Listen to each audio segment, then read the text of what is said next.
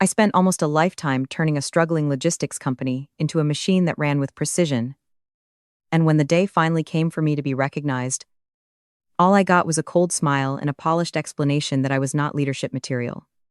They thought I would keep carrying the whole structure in silence, keep doing the work of two people, and keep asking for nothing. But they were wrong. Because the moment I truly stopped holding that company together with my bare hands, everyone finally learned that the woman they treated as replaceable had been the one person they could not replace at all. I can still remember the lighting in Adrian Webb's corner office that afternoon. He had the lights dimmed just enough to make the room feel like a stage. And there he sat behind his glass desk, sliding my performance review toward me, as if he were calmly delivering a verdict that had already been settled before I ever walked in. I looked at the paper and felt something in me go cold. 12 years. 12 years of building Hartwell Logistics into something real. Something disciplined. Something strong enough to move hundreds of millions of dollars in freight every year. And the man sitting across from me, a man younger than me by decades. A man who had not spent even a fraction of the time I had spent bleeding into that company. He was about to explain why I was apparently not suited for leadership. I placed both hands on my knees to keep myself still. My years in the military taught me that when anger rises fastest, stillness can become its own kind of control. Adrian cleared his throat and wrapped the rejection in elegant corporate language. The executive team valued my operational contributions, he said, but the regional director role demanded a more modern management philosophy. Someone better suited for the company's newer technology-driven direction. I nearly laughed. His idea of innovation was buying software nobody understood and then pretending that made him visionary. But I did not argue. I did not beg. I simply said I understood and stood up with my folder in my hand. When I walked out of that office, I was not the same woman who had walked in carrying hope. Something had ended in that room. Not my career. Not my discipline. Just my willingness to keep believing that loyalty alone would eventually be rewarded with fairness. My name is Evelyn Carter. I am 53 years old. And before Hartwell ever knew my name, I had already given more than 2 decades of my life to the Army as a logistics officer. For me, logistics was never just paperwork, planning boards, or freight routes on a screen. In the military, getting supply lines wrong did not mean inconvenience. It meant people in the field without fuel, food, or the equipment they needed to survive. Mistakes had weight there. Consequences were immediate. That training never left me. So, when I retired from service and came to Hartwell, I brought that same precision with me. I rebuilt routing systems from the ground up. I renegotiated carrier contracts. I pulled the Pacific Northwest Division out of a financial hole and turned it into one of the company's strongest regions. I did all of that while raising my daughter after my marriage ended. Chloe was still young when I joined Hartwell. But even then, she had that sharp mind. That quiet intensity. That sense that she was always reaching towards something bigger. Now, she was deep into her doctoral work at UC Davis. And the final stretch of her education came with costs I had been determined to cover without letting debt swallow her future. That promotion mattered for many reasons. But one of the deepest was my daughter. I wanted her to finish free. Or as free as I could possibly make her. Just the week before, she had told me I would get the role because I always found a way through. That faith sat in my chest like both comfort and pressure as I left Adrian's office. The hardest part of being overlooked is not only the insult, it is knowing exactly what you gave up, to be ready for a moment that other people never intended to judge fairly in the first place. After I left Adrian's office, I did not drive home right away. I sat in my truck in Hartwell's parking garage and stared at the concrete wall in front of me. I did not call Chloe. I did not call anyone. I simply sat there and breathed until the bitterness in my chest settled enough for me to think clearly. For years, I had made myself useful in every possible direction. If something broke, I fixed it. If a department fell behind, I absorbed the extra weight. If a client was about to escalate, I caught the problem before it could become visible. I had mistaken that kind of relentless competence for a path toward recognition. That afternoon forced me to face something uglier. Men like Adrian did not define leadership by who kept the system alive. They defined it by who looked the part from the outside. In that moment, I made a decision. I was not going to quit in a burst of anger. I was not going to create a scene. I was not going to ask for another chance from people who had already shown me exactly how little they understood the work I carried. I was simply going to stop doing the labor no one had ever properly acknowledged as mine. Starting the next day, I would perform the role I was officially assigned. During the hours I was officially paid, within the boundaries my title actually described. Nothing more. Nothing less. It sounded simple. But for me, it felt seismic. I knew better than anyone how much of Hartwell's stability rested on work. I had silently picked up because it was easier than watching everything fall apart. If you have ever been the person everyone leaned on while pretending your effort was ordinary, comment number 1 below. Because you already know how deep that wound can run. When I finally turned the ignition and drove out of that garage, I did not feel like a woman who had lost.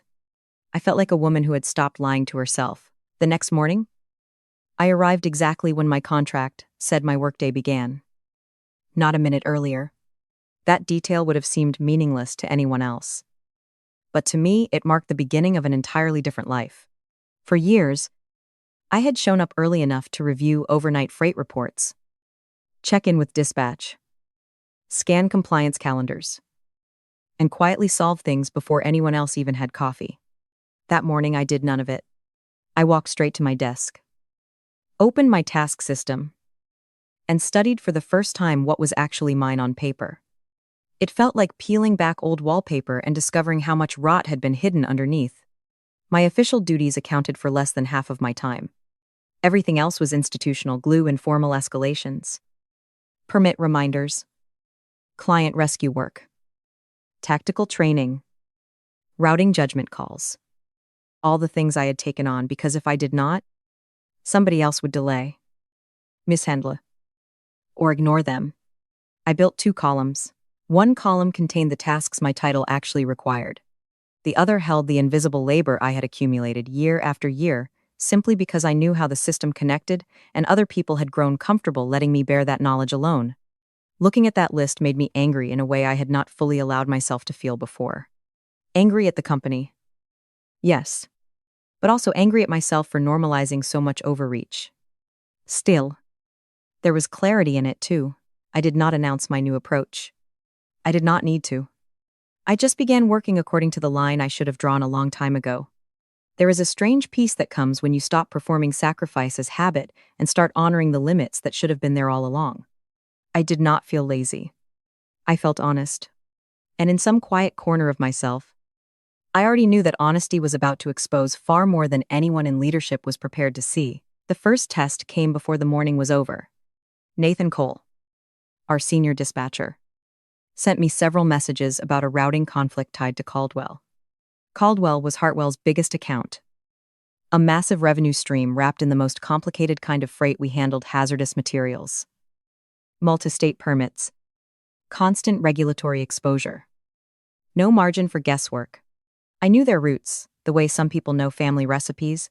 I had negotiated the contract myself and spent years personally absorbing every operational escalation attached to it. In the past, I would have dropped everything and stepped in immediately. This time, I forwarded Nathan's message to Adrian's assistant with a brief note asking that it be routed to the correct department head according to the official chain of command.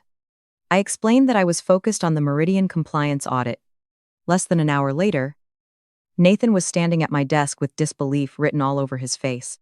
He was one of the few people there I genuinely respected. And even he had become used to the same pattern everyone else relied on if it was difficult enough. Eventually, it would land with me. When he asked why I was not taking over, I asked who the officially assigned manager was for Caldwell. The answer was Lauren Hayes in client services. Then Lauren should handle it. That was all I said. A little later, Lauren showed up with permit documents in her hands and the unmistakable expression of someone staring at a structure far more complicated than she had ever been told it was. I directed her to the master guide I had built over the years. It was fully indexed, detailed, and ready for anyone willing to learn from it. When she hesitated and asked if I could just do it faster, I reminded her that the Meridian audit affected our federal operating status and could not be pushed aside. I was not abandoning anyone. I was refusing to keep rescuing a system that had mistaken my labor for background noise. And if that truth resonates with you, like the video. Because sometimes protecting your own boundaries is the first time the world is forced to see what your work was really worth. The hardest part of that day was not watching Lauren panic. It was realizing how completely her panic reflected the structure I had seen for years and tried not to name. Hartwell was not functioning because it was well designed. It was functioning because I had spent years filling in every weak seam myself. Lauren was not incompetent. Nathan was not either. The real problem was that no one had ever been trained to understand the full architecture I had built. I had created guides, procedures, folders, reference maps. But the company had grown comfortable ignoring them because everyone knew there was a faster path, ask Evelyn. That shortcut turned me into a crutch for a machine that had never been forced to stand upright. When Lauren stared at the document on her phone and saw how extensive it really was, her face drained of color. I felt no satisfaction in that.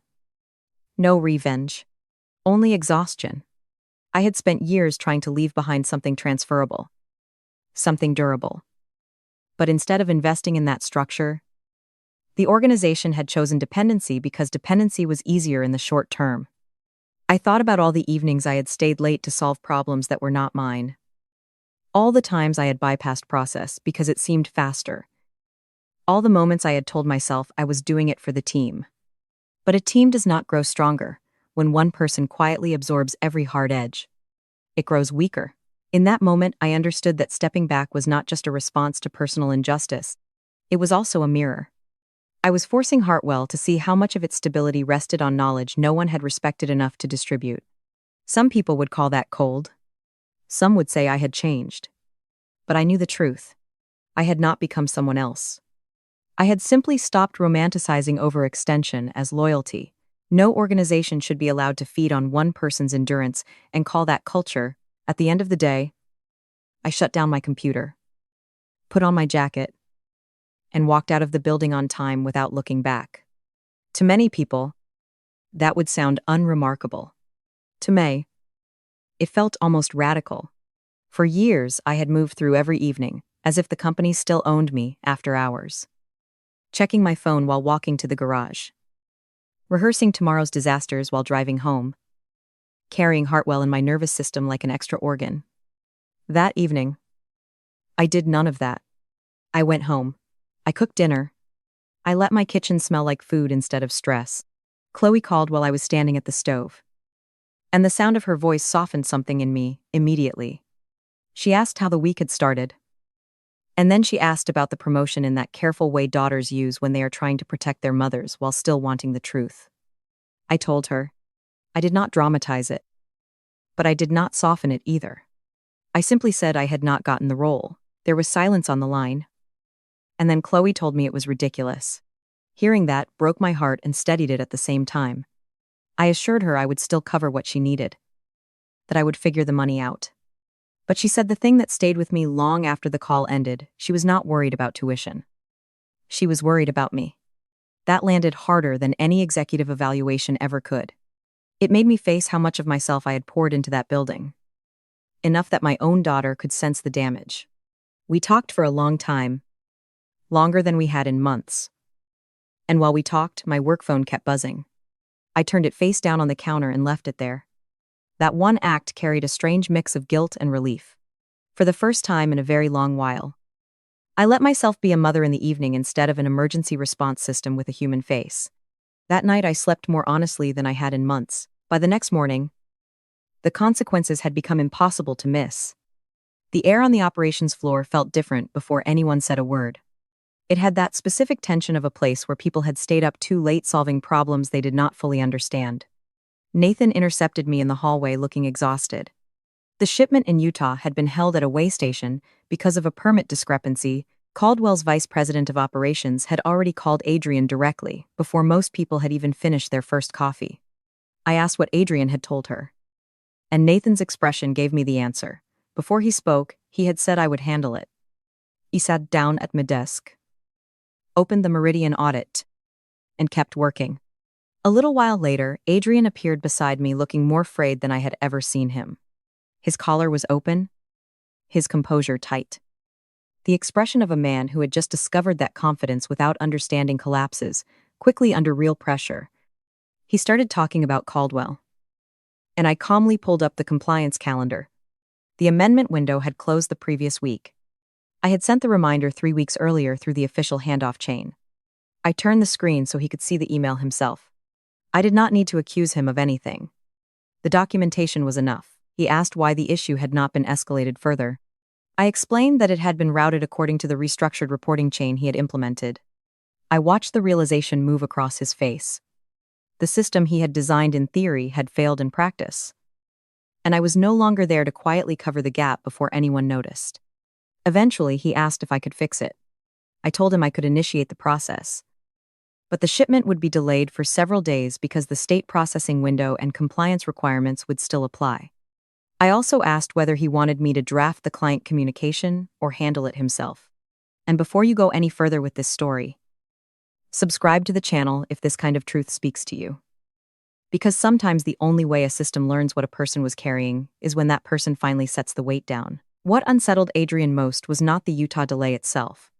It was the fact that I no longer responded in the role he had unconsciously assigned me, the invisible fixer who would always absorb the damage without demanding a change in structure.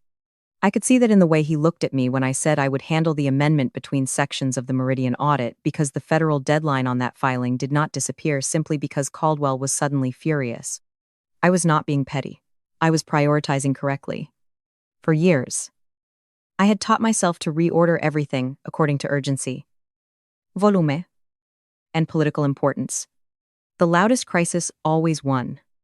This time, I followed process. Adrian received the draft communication I prepared, with the expression of someone watching an object in the room develop a voice. It was an odd image, but an accurate one. People only feel shocked when the thing they treated as silent utility suddenly reveals that it has judgment, memory, and limits. I completed the required steps, initiated the amendment, documented the delay, and went back to the audit. I was not refusing responsibility. I was refusing to sacrifice my actual assigned work in order to protect people who had failed to do theirs. That distinction mattered deeply to me. I thought about it as the day moved toward evening. In the past, a situation like that would have swallowed my entire night. I would have handled the permits, spoken to the client, calmed dispatch, drafted explanations, and stayed until the whole building could pretend the problem had never truly existed. But that day, I let the organization experience its own natural speed. Not the artificial speed my body and discipline had been forcing on it for years. I knew some people would interpret that as retaliation. I did not. I saw it as an honest audit. Hartwell was finally encountering the real cost of assigning work incorrectly and misunderstanding the person who had been bridging those failures all along. That evening, when I got home and looked at my phone, the missed calls formed almost a wall on the screen. There were messages from Nathan, calls from Adrian's assistant, and even unknown numbers that turned out to be from Caldwell. In the past, seeing that kind of volume would have pulled me right back into command mode. I would have called everyone in sequence, opened my laptop, and worked until my eyes blurred, because some buried part of me believed the entire structure would fail if I did not keep my hands on it every second. But I had reached a threshold. Or maybe I had finally stepped back from one. I placed the phone on my nightstand and left it there. I did not turn it off. I simply chose not to serve it. Then I picked up a novel I had been trying to finish for months and started reading. At first, my thoughts kept trying to run back to the office. That was the habit I had built in myself, perpetual readiness. Constant alerte. The inability to trust that an evening belonged to me. But as the pages passed, something inside me loosened. I realized how long it had been since I had allowed myself to do something with no utility attached to it. To read simply because I wanted to read. To rest because I needed rest. To exist outside of usefulness. That night, I slept deeply. And the next morning, I woke up clearer than I had felt in a very long time. That alone taught me something. Exhaustion had been normalized around me for so long that I had almost started believing it was proof of commitment. It was not. It was proof of an unhealthy structure. Rest is not a reward people earn after they break. It is a condition human beings require before they break. And any company that convinces you to forget that is not benefiting from your dedication, it is consuming your life and calling it professionalism. By the following day, the instability was no longer contained to Caldwell. Two other accounts had run into trouble because routing decisions that used to come to me as informal escalations were now being pushed through the official system at its actual speed. And its actual speed, stripped of my quiet intervention, was painfully slow. Not long after I sat down, Nathan came over again. This time, his expression held something more than fatigue. It held recognition. He lowered his voice and asked whether this was about the promotion. I looked at him and gave him the cleanest answer I could. I was doing my job. Exactly my job. Nothing more and nothing less. Nathan understood enough to hear the full meaning in that sentence. He warned me that leadership might try to pin the fallout on me. That the company was rattled. That Caldwell had already reached Edward Webb directly. None of that surprised me. When a system is forced to confront its dependence on one person, the first instinct is often to blame the person for stepping back, rather than the structure for being built that way. But this time, I was prepared. I opened my desk drawer and took out the folder I had been building reminders I had sent. Deadlines I had flagged. Documentation of handoffs. A quiet record of the labor I had been performing beyond title and compensation. Nathan looked at the folder, then back at me, and said I had changed. I told him I had not changed. I had clarified. The difference mattered. Change can be dismissed as emotional. Clarification cannot. A little while later, Edward Webb's assistant called and asked me to bring all relevant documentation to an emergency meeting at noon. When I hung up, I knew the issue had outgrown a delayed shipment. The gap I had left by withdrawing from invisible labor had finally become large enough that people at the top could no longer pretend it was not there. I entered the conference room carrying the Meridian audit, my work logs from the previous days, and the documentation folder. Inside were Adrian, Edward Webb in person, and Victoria Grant on video from Caldwell's headquarters. Just seeing all three in one place told me how serious the moment had become. Edward was the kind of founder who had built something real and then gradually distanced himself from day-to-day operations. In all my years at Hartwell, I had barely dealt with him directly. Victoria, on the other hand, had worked closely enough with me to know exactly how much of Hartwell's stability had been resting on labor no one ever formally acknowledged. She spoke first, direct and unsparing. A hazardous shipment was stalled in Utah. Caldwell's own clients were starting to ask whether Hartwell had internal problems. In all her years with us, she had never needed to bypass me and reach all the way to the CEO. I sat quietly while she laid it out, because every sentence helped reveal the shape of the truth to Edward. When he turned to me and asked what had happened that week, I gave him facts in sequence. The permit amendment deadline, the reminder I had sent weeks earlier, the reporting structure in place, the steps I had already taken once the shipment was flagged, the long pattern of informal intervention I had historically provided to prevent issues like this from ever becoming visible. I did not dramatize it. I did not turn the meeting into a speech about being undervalued. I simply made the truth impossible to avoid by organizing it clearly. In moments like that, composure becomes its own kind of force. It does not make the reality lighter, but it makes it much harder for anyone to dismiss you as emotional or reactive. I was no longer asking people to understand my work in theory. I was showing them exactly what it looked like when that work was removed from the shadows and placed under bright conference room lights. The hardest part was not explaining the Utah delay. It was finally saying out loud what I had swallowed for years.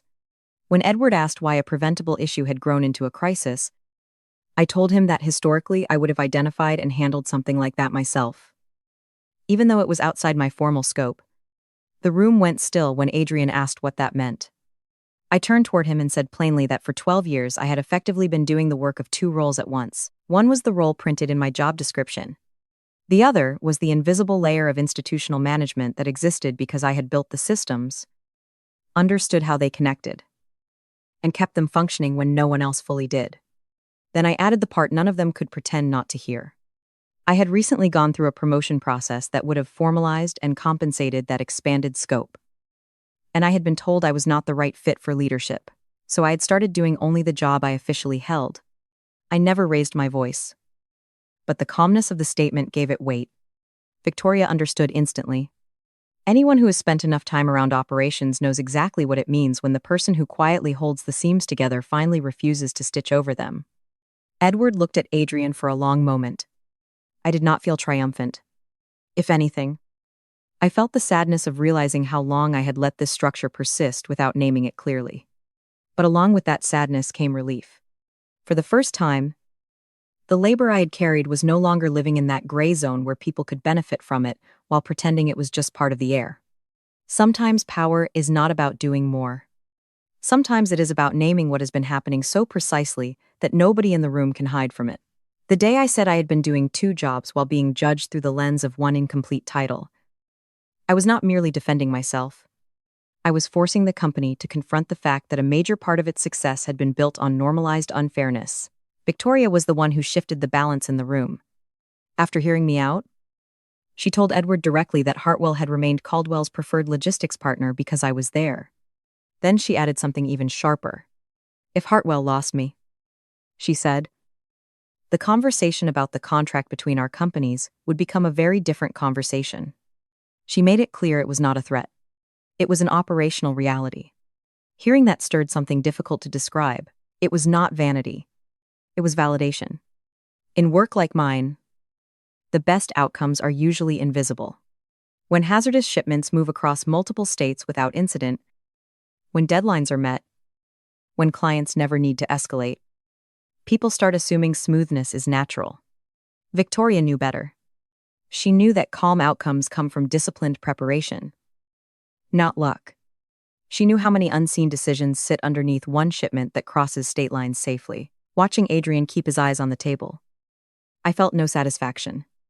Only the inevitability of truth finally reaching a level where it could no longer be ignored. What I had done for years was no longer something only operations people understood among themselves.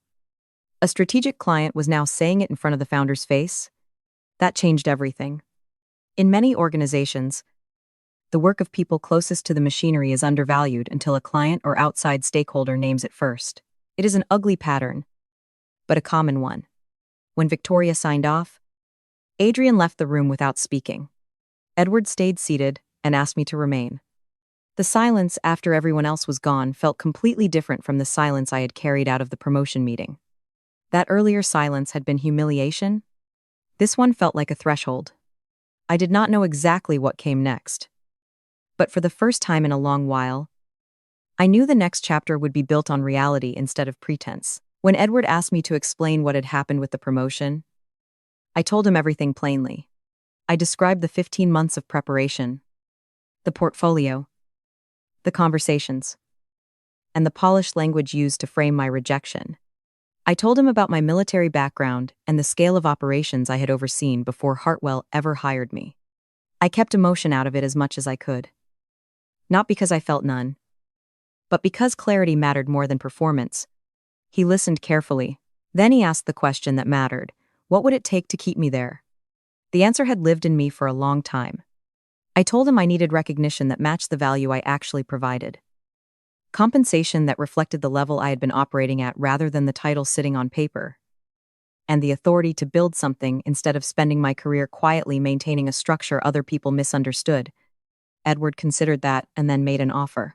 A senior operations leadership role reporting directly to him, with significantly more pay and real authority over compliance systems, carrier relationships, and operational design. When he named the compensation, my first thought was Chloe. I thought about the tuition I could finish covering, the safety net I could finally build, the years of postponing my own financial stability because I had been too busy keeping everything else standing. But money was not the deepest issue anymore. I told him I had already taken an early conversation with a competitor and knew I had alternatives. I was not trying to drive up the number. I wanted him to understand that if I stayed, it would not be because I had no other path. It would be because the structure itself was going to change. I had no interest in accepting a prettier title if all it did was trap me inside the same dynamic under more flattering language. I had carried too much for too long to agree to another version of the same disrespect. The most important thing I said to Edward that day was that I was not willing to exchange one form of exploitation for another. For years, I had been the person fixing everything quietly while other people benefited publicly from how stable things looked. I did not want a new title that simply dressed up the same old dependency. Edward admitted that concern was fair. He said Adrian had real ability in client relationships and external partnerships, but had been trying to manage operations as though leadership required mastery of everything. I told him the issue was not just that Adrian had not learned enough yet. It was that he had been operating over systems he fundamentally did not understand. Then Edward asked what I would need to make not just the role but the structure work. That question mattered more than the offer itself. I thought about Nathan's face when he realized what was happening. I thought about Lauren holding that enormous permit guide on her phone. I thought about the people on our floor who had fragments of knowledge, but had never been formally trained to connect them into a reliable operating model. I told Edward I wanted a real succession plan. Not just for me, but for the knowledge itself. I wanted documentation that was actually used, training that crossed functions, authority lines that were explicit, and a company that did not rely on one exhausted person to keep the machine from failing. I wanted an end to hero culture. Because hero culture in operations is often just institutional laziness with better branding. He listened without interrupting. When I was done, he said it was the most leadership-minded thing anyone in the company had said to him in months. The irony was almost painful. The very qualities they had supposedly failed to see in me were becoming impossible to ignore the moment I stopped allowing myself to be used. Maybe leadership was never about visibility. Maybe it was always about whether you could see the structure clearly enough to rebuild it, so people no longer had to bleed into its cracks. Edward slid a legal pad toward me and told me to write down what I needed to build the right system. That mattered to me more than any compliment could have. For years, I had managed Hartwell's problems in silence. That afternoon, for the first time, I was being asked to design the solution with real authority behind me. By later that day, the formal offer letter was in my inbox. The role placed me directly under the CEO, gave me operational authority in the areas that had always flowed informally through me anyway, and included the right to build out my own team. I read the letter twice, not because I failed to understand it, but because I needed to be sure it was real. Then I called Chloe. Her voice cracked the moment I told her. I corrected her when she framed it as the promotion I had originally wanted. It was something different. Something bigger. Something shaped more honestly around what I actually did. She laughed through tears and then asked me a question no one at Hartwell had bothered to ask in all my years. Was I happy? I paused before answering. Happiness felt too large and too fragile, a word for a day when so much was still shifting. But I told her, I thought I was getting there. I thought about the previous days leaving at 5. Not answering every desperate call. Speaking openly to Edward about value, structure, and what I needed in order to remain. All of it added up to one truth. I had never needed to be rescued by anyone's generosity. I had simply needed to stop participating in a system that treated my exhaustion as normal. When I ended the call, I sat with the offer letter open and realized the strongest feeling in me was not relief about money, though that mattered. It was the realization that I was no longer positioned only to clean up after other people. I was finally being placed where I could shape the system itself. That, more than the title, felt like the beginning of a different future. The next morning, I knocked on Adrian's door. It was a conversation neither of us wanted, but I knew it had to happen. He looked tired in the way people do after a week that reveals all the parts of themselves they have been hiding behind confidence. He invited me to sit down, and after a long moment, he apologized. It was a stiff apology, probably rehearsed, but it existed. And at that point, that already meant something. He admitted that he had judged my leadership potential without understanding what I actually did. I asked him what he thought I had been missing. He turned a pen in his hand and said I was not visible in the way leadership usually appears. I did not command rooms. I did not perform presence. I did not make myself the focal point. I told him that was because I solved problems before most people ever knew problems existed, which meant the credit usually went to the smoothness of the operation instead of the person maintaining it. This time, he did not argue. I think the previous days had taught him more effectively than any debate could have. I slid a one-page outline across the desk. Something I had written earlier that morning. It defined the split I wanted moving forward. Adrian would focus on relationships. external partnerships, and the work he genuinely had talent for. I would own operations, compliance, and technical system leadership. We would stop pretending one role had to swallow everything. He read the page carefully and said the division of authority was very clear. I told him that was the point. Ambiguity is fertile ground for overreach, confusion, resentment, and imbecile labor. I was not there to win over him. I was there to make sure the next structure could not quietly mutate back into the one that had already consumed too much of me.